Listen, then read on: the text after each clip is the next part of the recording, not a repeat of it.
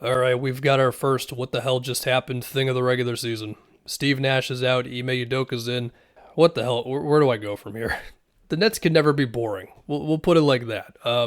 There's a lot of questions, conversations about this team on the internet right now from my scans of Twitter that have nothing to do with basketball, and yeah, it's understandable. I'm going to attempt to have some basketball takes about this one. And I might just be the crazy person in the room for attempting to do that, but I will attempt to do that. The Nets' defense is bad. They're 30th in the league. And, oh, Ime Udoka, great defensive coach. Come on in and fix the whole thing.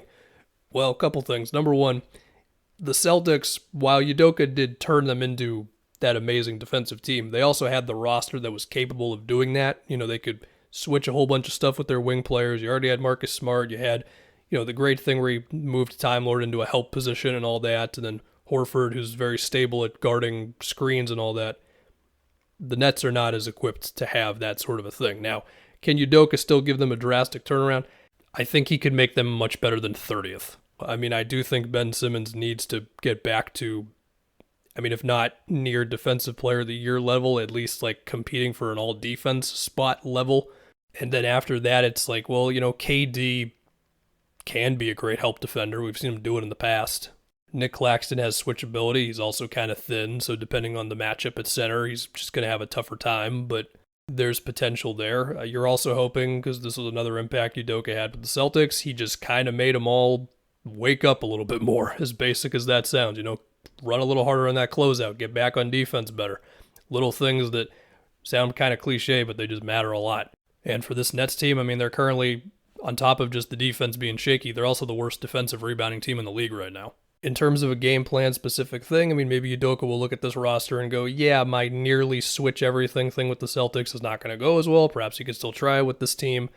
Whether that means it's a drop defensively, playing more aggressively around ball handlers, we will see. The other thing Udoka did for the Celtics on the other side of the ball was he had more movement, more creative screens, and it took a while to get there, but the one play that I always went back to was Tatum screening for Marcus Smart, and just the things that opened up, whether it was Tatum dives to the rim or matchups, and then from there it's, defense closing out on you, you can kick it to guys. Tatum got better as a passer.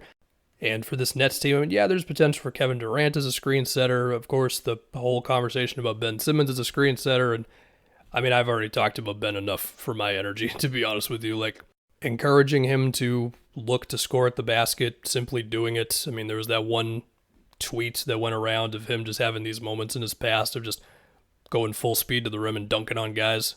I don't know if it's because of his back injuries, or I think he had like something else the other day. It's just preventing him from being that guy. I don't know. The other thing is, what do you do with Claxton and Simmons? Because when those guys have been on the court together, it just hasn't been great. The spacing around those two has not been ideal. And sure, you got Kyrie and KD. They're going to make a lot of tough shots, and they're going to bail you out of some of those rough possessions, but if you're not doing yourself any favors on offense, it can catch up with you, especially if defensively you're so bad. And so what do you do with those two? You can try to have them play less together, but you're just kind of thin in the front court already. I think Miles Turner has been a decently popular Nets trade proposal guy on the internet the last couple days. But because of the James Harden trade, so many of their picks right now are locked up in either just going to Houston outright or swaps. So I don't know which ones they can really move like that.